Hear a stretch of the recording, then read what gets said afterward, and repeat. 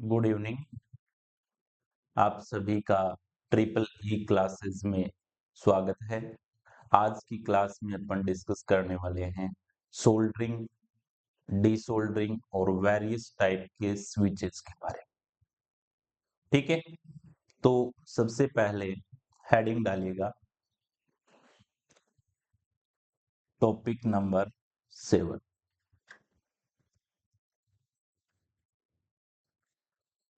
ठीक है, टॉपिक का नाम है सोल्डरिंग, डीसोल्डरिंग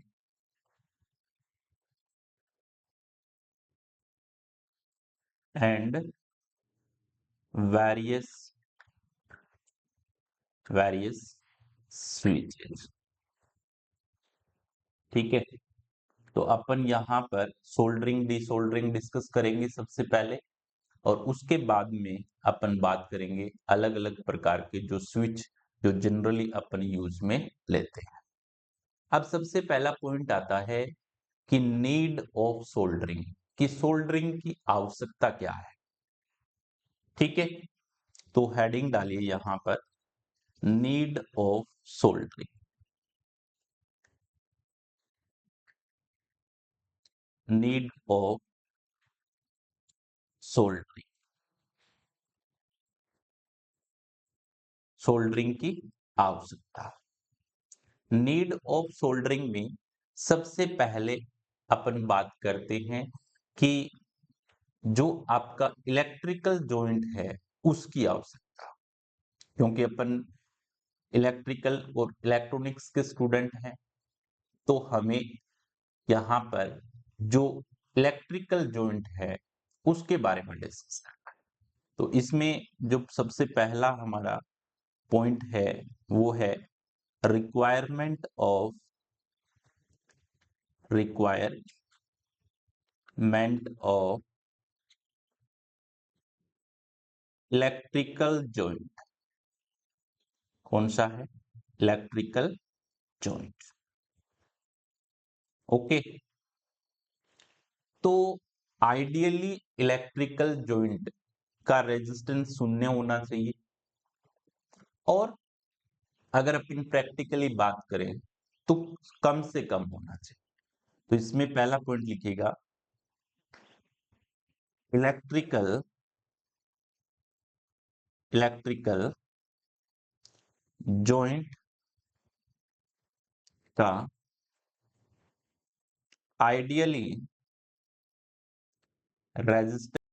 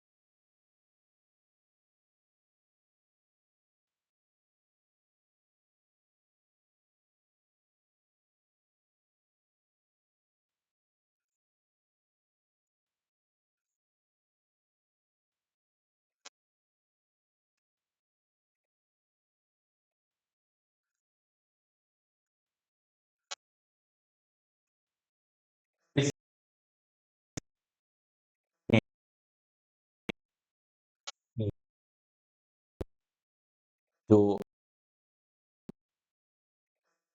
ठीक है, उसके तहत वो क्या है, मजबूत रहे या उसको वो सहन कर सके। तो ये आप लोगों को यहाँ पर ध्यान में रखना है। ठीक है, क्लियर हो गया सभी को? हाँ भाई, ओके। तो ये पॉइंट आप लोगों को यहाँ पर ध्यान में रखना है कि अपना जो जॉइंट है वो क्या होना चाहिए, मजबूत होना चाहिए। ठीक है, क्लियर है? ओके, आगे बढ़े फिर। अब देखिए इसके बाद में नेक्स्ट पॉइंट। ठीक है, चलिए अगला पॉइंट देखिए कि सेकंड पॉइंट नोट करो पहले कि electrical joint electrical joint joint मजबूत होना चाहिए, मजबूत होना चाहिए। जो जो वाइब्रेशन वाइब्रेशन व मैकेनिकल, या आप लोग कह सकते हो फिजिकल, लिखो फिजिकल शॉक को सहन कर सके, सहन कर सके। ओके। तीसरा, वो वातावरणीय जो प्रभाव होते हैं उनसे क्या है, प्रोटेक्ट हो सके। वातावरणीय प्रभाव जैसे जंग लगना, या आप कह सकते हो ऑक्सीकरण का सामना करने में सक्षम होना चाहिए। ठीक है, तो आप लोग क्या लिखेंगे, electrical joint electrical joint electrical joint वातावरण वातावरणीय, लिखो वातावरणीय प्रभाव के प्रतिकूल होना चाहिए। ओके, हाँ ऐसा लिख देते हैं अपन, है ना। वातावरणीय प्रभाव के प्रतिकूल होना चाहिए, प्रतिकूल होना चाहिए। आप लिख सकते हो अर्थात जंग या ऑक्सीकरण ऑक्सीकरण को सहन करने में सक्षम, सहन करने में सक्षम। हाँ भाई, अब देखो ये चैप्टर है ना थोड़ा थ्योरेटिकल है, ठीक है। तो हो सकता है कुछ स्टूडेंट बोरिंग फील कर रहे होंगे, लेकिन इसमें जो की पॉइंट आएंगे आप लोगों को वो मैं नोट करवाता रहूंगा। तो जैसे ही चैप्टर कंप्लीट होगा, तो जो एग्जाम के पॉइंट ऑफ व्यू से आपके पॉइंट होंगे वो आप एक तरफ से नोट कर लेना। तो जब भी एग्जाम हो वो ही पढ़ना, आप ज्यादा मत पढ़ना। मैं तो पूरा डिटेल में इसलिए पढ़ा रहा हूँ ताकि आप लोगों को ये चीजें समझ में आ जाए। ठीक है, ये हो गया हमारा इलेक्ट्रिकल जॉइंट की रिक्वायरमेंट, कि पहला तो है कि उसका रेजिस्टेंस कम से कम होना चाहिए ताकि करंट फ्लो इजी हो सके। दूसरा, वो मजबूत होना चाहिए ताकि वाइब्रेशन या फिजिकल शॉक को सहन कर सके। तीसरा, वो वातावरणीय प्रभाव के प्रतिकूल होना चाहिए, जिससे जंग या ऑक्सीकरण की समस्या उसमें नहीं आएगी। ठीक है, तो ये तीन रिक्वायर। अब सबसे पहला, या आप कह सकते हो दूसरा जो पॉइंट आता है इसमें, सोल्डर का। अब ये सोल्डर क्या होता है, तो सोल्डर आपका धातुओं का मिश्रण होता है।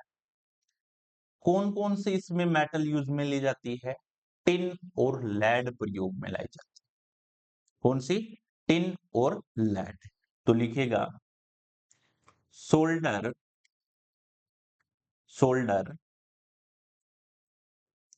आमतौर पर आमतौर पर धातु का मिश्रण होता है, मिश्रण होता है। अब ये सोल्डर कौन सी धातु का मिश्रण है, तो यहां पर आप लोगों को ध्यान में रखना है, जो मोस्ट इंपोर्टेंट पॉइंट है इसमें, टिन और आप लोगों का लैड। ये पॉइंट आप लोगों को ध्यान में रखना है कि एग्जाम में आपसे पूछ ले कि सोल्डर किसका बनाया जाता है, तो आप लोग क्या बताओगे, टिन और लेड। अब इसका बहुत बार रेशियो भी पूछा जाता है, 60-40 का रेशियो रहता है। टिन 60%, लैड आप लोगों का 40%। ये पॉइंट अब अपन आगे लिखेंगे, ठीक है।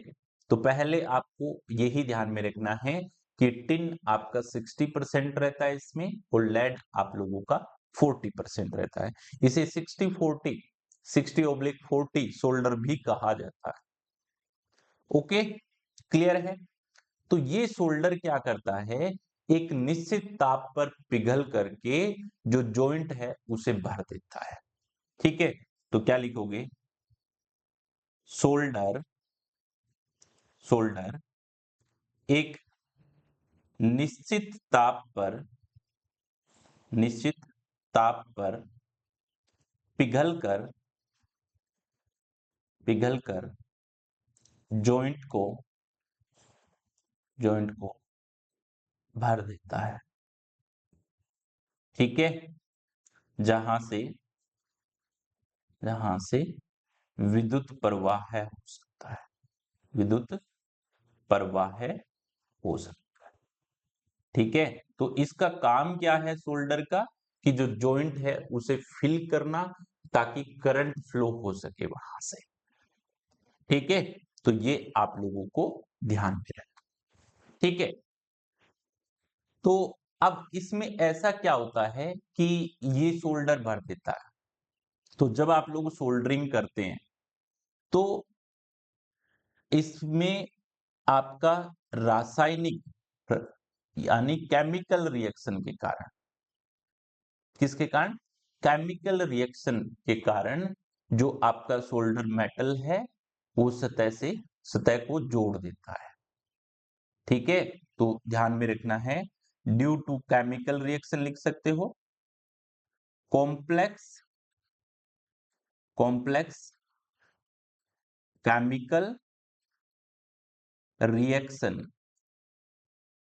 रिएक्शन के कारण, के कारण यह जोड़, जॉइंट या जोड़, जोड़ को भरता है, को भर देता है।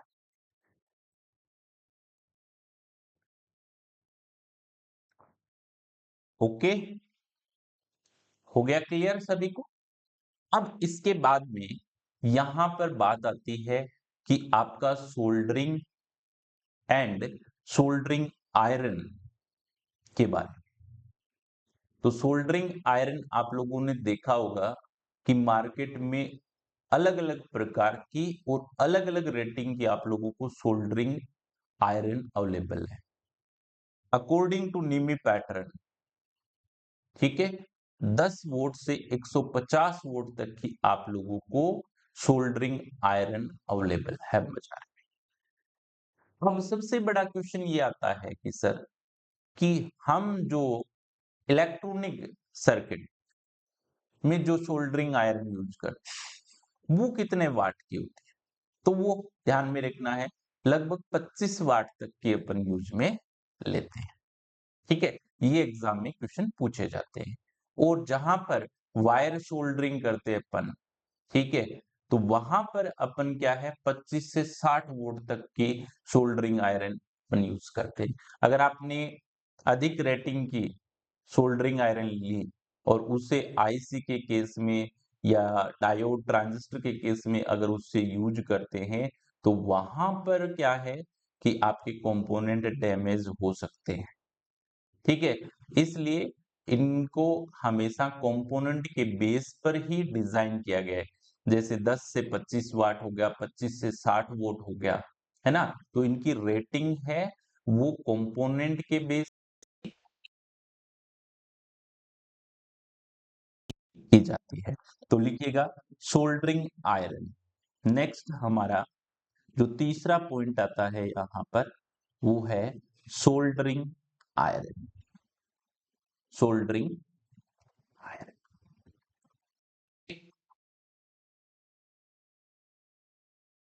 सोल्डरिंग,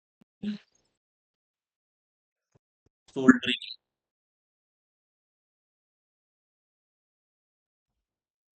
का उपयोग करके, उपयोग करके कि धात्विक धात्विक सतहों के बीच सतहों के बीच बीच शोल्डर को पिघलाया जाता है। ओके, ये आप लोगों को ध्यान में रखना है। क्या किया जाता है? शोल्डर को पिघलाने के लिए अपन किसका यूज करते हैं? सोल्डरिंग आयरन का प्रयोग करते हैं। ठीक है, फिर लिखिएगा मार्केट में 10 वोट से 150 वोट से अधिक रेटिंग या वाट क्षमता लिख दो, वोट क्षमता वाली सोल्डरिंग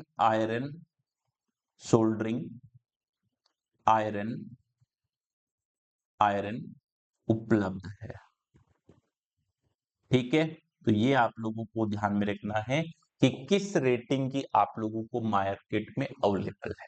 10 वाट से 150 वोट तक की रेटिंग की आप लोगों को मिल जाती है।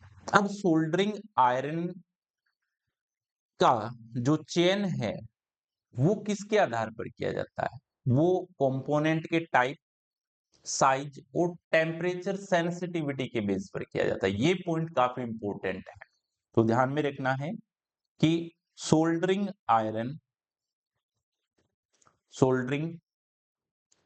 आयरन का सिलेक्शन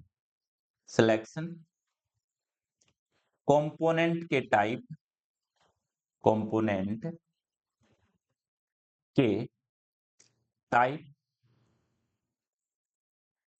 और साइज व टेम्परेचर सेंसिटिविटी के बेस पर किया जाता है। ओके,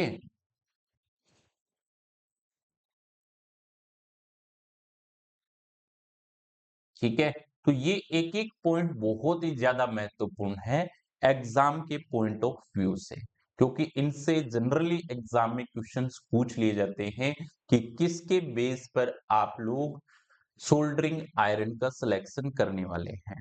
तो ध्यान में रखना है कि जो कंपोनेंट आप यूज कर रहे हैं उसके टाइप पर, उसके साइज पर और टेम्परेचर सेंसिटिविटी के बेस पर हम सोल्डरिंग आयरन का क्या करते हैं? सिलेक्शन करते हैं। ठीक है, अब देखिए इसके बाद में नेक्स्ट पॉइंट ये आता है कि ज्यादातर जो सोल्डरिंग आयरन है वो 230 वोल्ट 50 हर्ट्ज एसी पर काम करते हैं, लेकिन कुछ विशिष्ट कार्यों के लिए आप लोगों की सोल्डरिंग आयरन होती है वो डीसी ऑपरेटेड भी होती है। ठीक है, तो यहां पर लिखिएगा अधिकांश सोल्डरिंग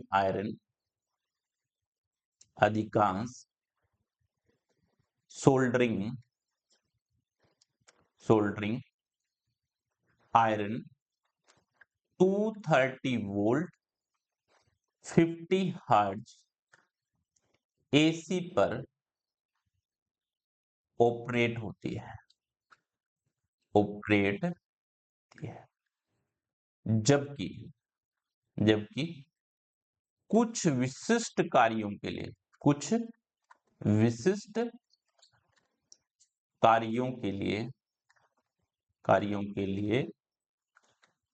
डीसी ऑपरेटेड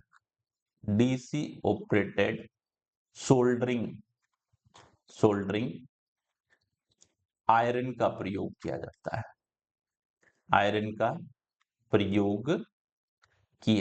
है ओके, तो ये ध्यान में रखना है।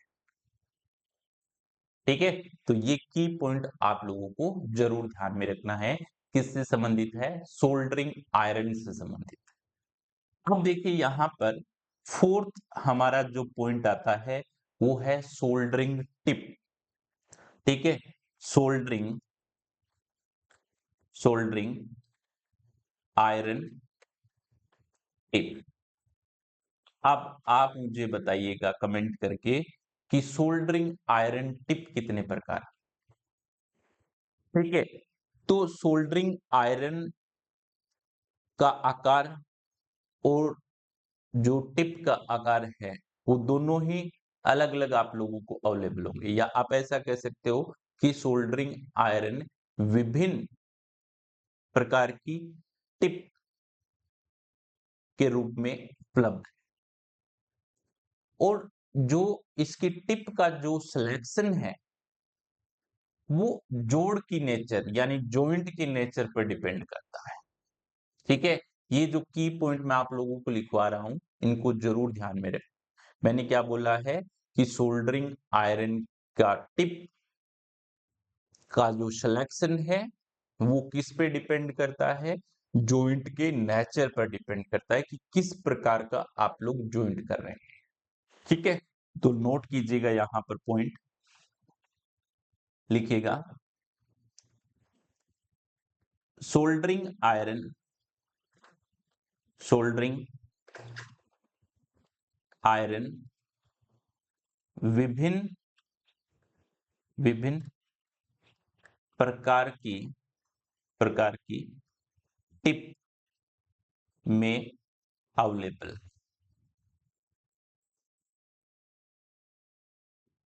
जबकि जबकि का सिलेक्शन टिप का सिलेक्शन जॉइंट के नेचर पर डिपेंड करता है। नेचर पर डिपेंड करता, किस पे निर्भर करता है? जॉइंट के नेचर पर डिपेंड करता है। अब टाइप्स ऑफ टिप बताओ मुझे आप लोग। अभी मैंने पूछा था types of tip, types of tip. Okay, tip के प्रकार। जैसे मैं आप लोगों को बताऊं कि यहां पर मैंने बनाया कुछ इस प्रकार से टिप। ओके, इस प्रकार का मैंने टिप बनाया यहाँ पे। ठीक है, एक तो ये टिप बनाया, ठीक है, और एक मैंने टिप ये बनाया है। ठीक है, एक मैंने कुछ इस प्रकार का टिप बना दिया।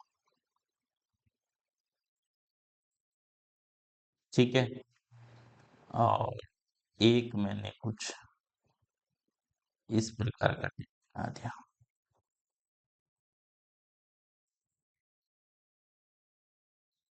ठीक है, और एक मैंने थोड़ा सा अलग साइज का बना दिया ऐसा।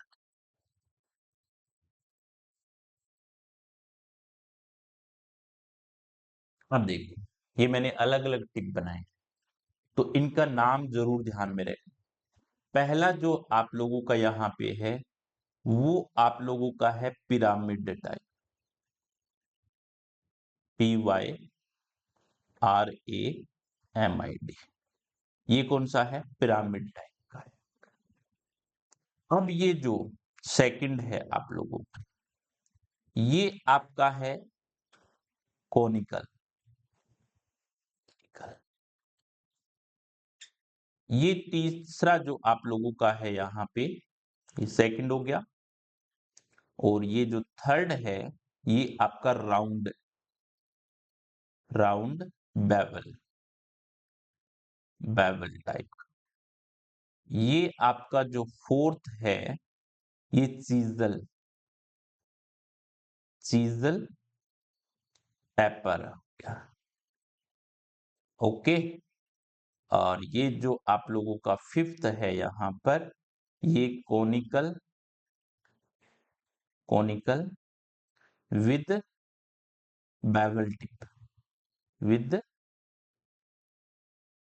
बेवल। तो ये 5 प्रकार के यहाँ पर क्या होते हैं? सोल्डरिंग आयरन के टिप होती है। ठीक है, बताइए, क्लियर हो गया सभी को? कि जो आप लोगों के टिप होते हैं वो कितने प्रकार के हैं। तो यहाँ पर 5 प्रकार के टिप अपन ने डिस्कस कर लिया। अब मैं बात करता हूँ, पहले शोल्डर की बात कर चुके हैं अपन, अब बात करते हैं कि टाइप ऑफ शोल्डर। तो जो अपन शोल्डरिंग करते हैं तो जनरली अपन कौन सा वायर टाइप शोल्डर का प्रयोग करते हैं, है ना? कौन सा यूज करते हैं? Wire type. और उसमें आपको टिन और लेड अवेलेबल रहता है। तो टिन उसमें 60% और लेड आप लोगों का 40% रहता है, जो इलेक्ट्रॉनिक सोल्डरिंग के लिए सबसे बेस्ट होता है। किसके लिए? इलेक्ट्रॉनिक सोल्डरिंग के लिए सबसे बेस्ट होता है। चलिए लिखिएगा यहां पर type of solder. 5 number point heading डालिएगा, टाइप ऑफ सोल्डर। ओके, तो वन बाय वन अपन एक एक पॉइंट को कवर करते जाएंगे। तो आप लोगों को प्रत्येक पॉइंट को ध्यान से पढ़ करके उसका अर्थ समझना है, ठीक है? रटने वाला इसमें बिल्कुल भी नहीं है। तो लिखिएगा, शोल्डर, शोल्डर कई रूप में उपलब्ध है, उपलब्ध है, ठीक है? अब किस प्रकार का शोल्डर चुनना है, ये बात निर्भर करती है कि आप किस प्रकार की सोल्डरिंग करते हैं, ठीक है? तो क्या लिखेंगे? किस प्रकार का, किस प्रकार का शोल्डर का चयन करना है, चयन करना है, यह डिपेंड करता है, डिपेंड करता है टाइप ऑफ सोल्डरिंग पर, टाइप ऑफ सोल्डरिंग, ठीक है? तो ये पॉइंट आप लोगों को ध्यान में रखना है कि मैंने क्या लिखा है, ठीक है? अब वायर टाइप जो सोल्डर है सबसे अधिक उपयोग में आने वाला सोल्डर है। तो यहां पर पॉइंट ध्यान में रखना कि wire type, wire type solder सर्वाधिक, सर्वाधिक प्रयोग में, प्रयोग में लाया जाता है, ठीक है? तो आपसे कोई पूछे कि सबसे अधिक कौन सा शोल्डर प्रयोग में लाया जाता है, तो वायर टाइप शोल्डर। और कहां पर?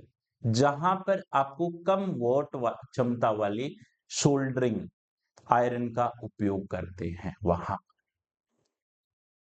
जहां, जहां कम वोट, कम वोट क्षमता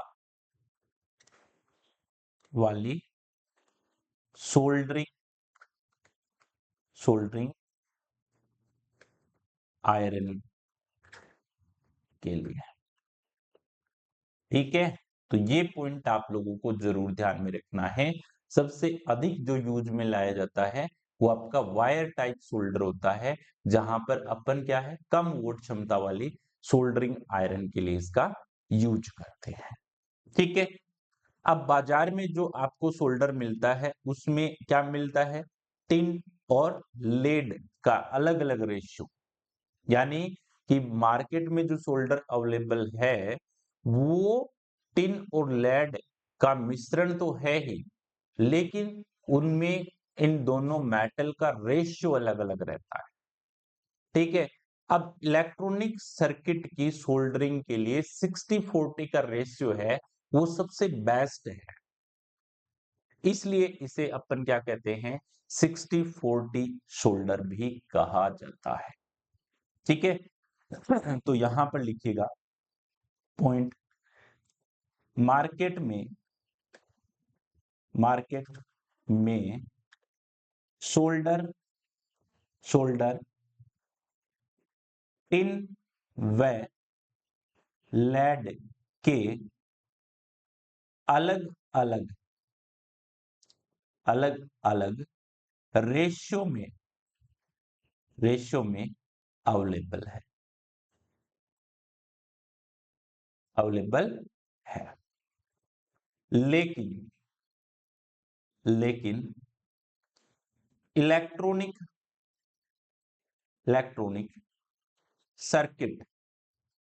सर्किट सोल्डरिंग में सोल्डरिंग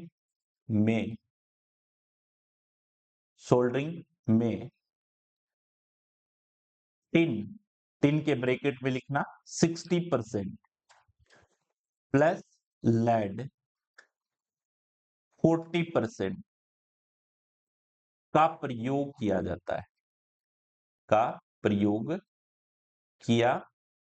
जाता है ठीक है, जो सबसे उपयुक्त है,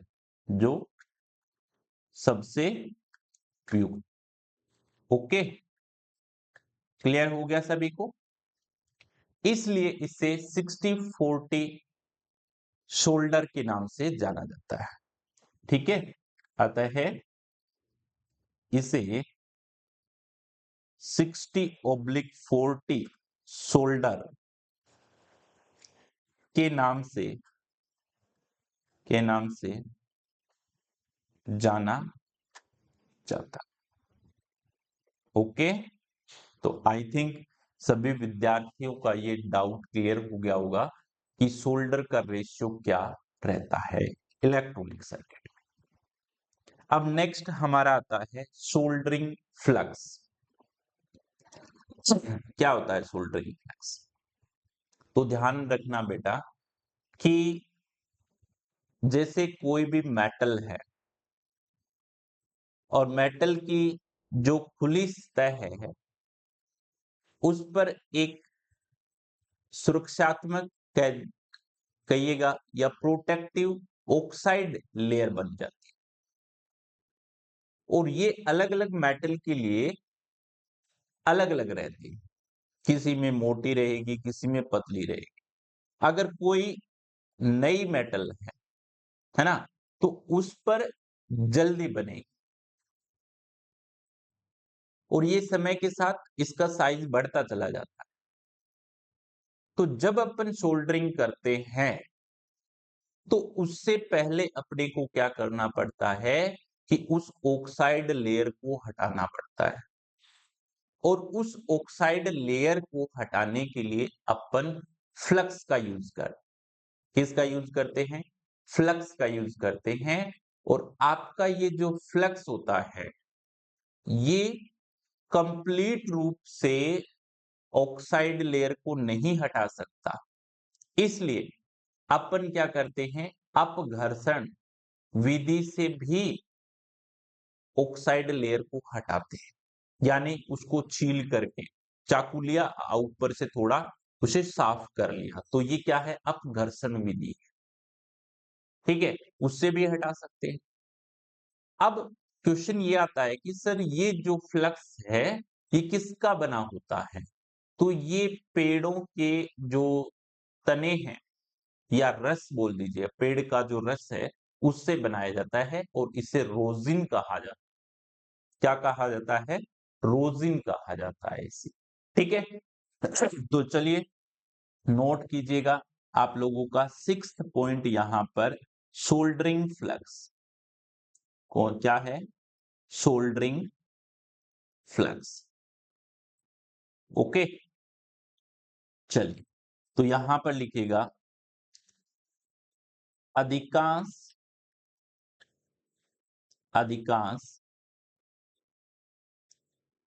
मेटल की खुली सतह पर एक सुरक्षात्मक ऑक्साइड लेयर बन जाती है। ठीक है ना?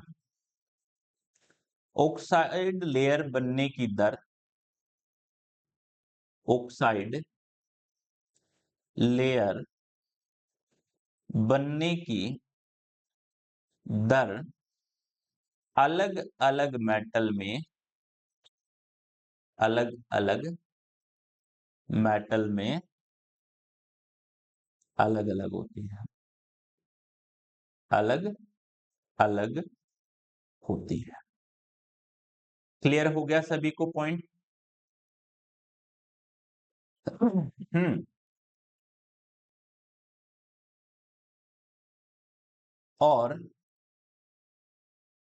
और समय के साथ समय के साथ यह मोटी होती चली जाती है, मोटी होती चली जाती।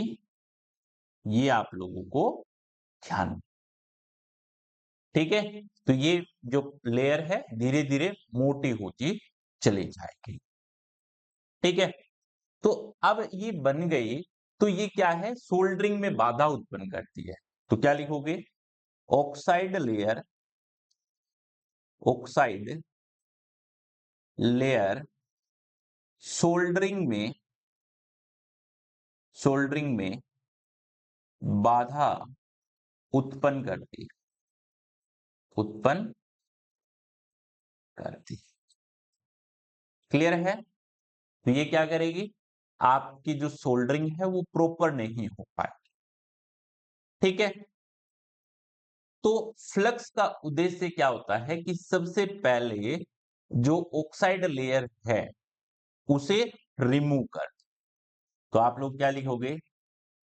सोल्डरिंग फ्लक्स, सोल्डरिंग फ्लक्स का मुख्य उद्देश्य, मुख्य उद्देश्य ऑक्साइड लेयर को रिमूव कर, रिमूव, ठीक है? तो इसका मेन पर्पस क्या है कि जो आपकी ऑक्साइड लेयर है उसे रिमूव कर। अब क्या है कि ये पूर्ण रूप से ऑक्साइड लेयर को नहीं हटा पाती, इसलिए अपन क्या करते हैं? अपघर्षक या अपघर्षण विधि का प्रयोग करते हैं। तो क्या लिखेंगे? फ्लक्स ऑक्साइड लेयर को, ऑक्साइड लेयर को पूर्ण रूप से, पूर्ण रूप से रिमूव नहीं कर पाती, रिमूव नहीं कर पाती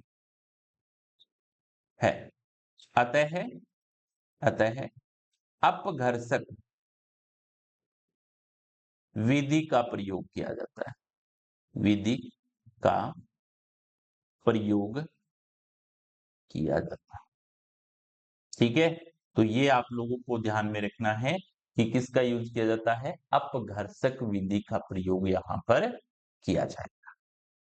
अब यहां पर नेक्स्ट पॉइंट ये आता है कि आपका जो फ्लक्स होता है वो किससे मिलकर के बना होता है, ठीक है? तो आप लिखिएगा फ्लक्स, यहां पे फ्लक्स पेड़ के रस से बनता है, जिसे, जिसे रोजिन कहा जाता, रोजिन कहा जाता। क्लियर है सभी को? तो ध्यान में रखना ये पॉइंट कि फ्लक्स किससे बनता है? पेड़ के रस से बनता है, जिसे रोजिन कहा जाता है। अब ये आपका रोजिन है या फ्लक्स है, ये फ्लक्स आप लोगों का तरल, पेस्ट या ठोस अवस्था में, ठोस अवस्था में पाया जाता है। अब अपन जनरली कौन सा यूज करते हैं बताओ? तो अपन जनरली या तो तरल यूज करते हैं या अपन पेस्ट यूज करते हैं, ठीक है? यूज आप लिखो तो यूज अपन या तो करते हैं तरल या पेस्ट का अपन इसका प्रयोग करते हैं। अब क्या है कि इसमें कुछ एक्टिवेटर्स मिलाए जाते हैं। क्या मिलाए जाते हैं? एक्टिवेटर्स। तो आप लिख लीजिएगा, फ्लक्स में कुछ एक्टिवेटर मिलाए जाते हैं।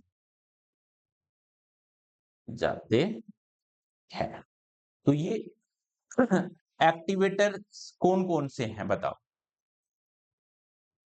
ठीक है, ये आपके जो एक्टिवेटर हैं वो हल्के एसिड होते हैं, हल्के एसिड।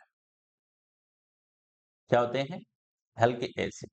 अब ध्यान में रखना है कि फ्लक्स नॉन कंडक्टिव होता है, फ्लक्स नॉन कंडक्टिव होता है, ये भी ध्यान में रखें।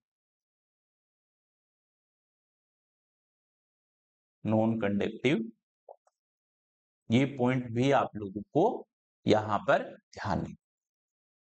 क्लियर हो गया सभी को? बोलो। ठीक है, तो अपन ने फ्लक्स के बारे में डिस्कस कर लिया है। ठीक है, तो इसका जो रिमेनिंग पार्ट है वो अपन अगली क्लास में डिस्कस करेंगे, और अगली क्लास में साथ में अपन स्विचेज के बारे में भी कोशिश करेंगे कि वो भी आप लोगों का कंप्लीट हो जाए। ठीक है, तो फिर मिलते हैं अगली क्लास में, तब तक के लिए धन्यवाद।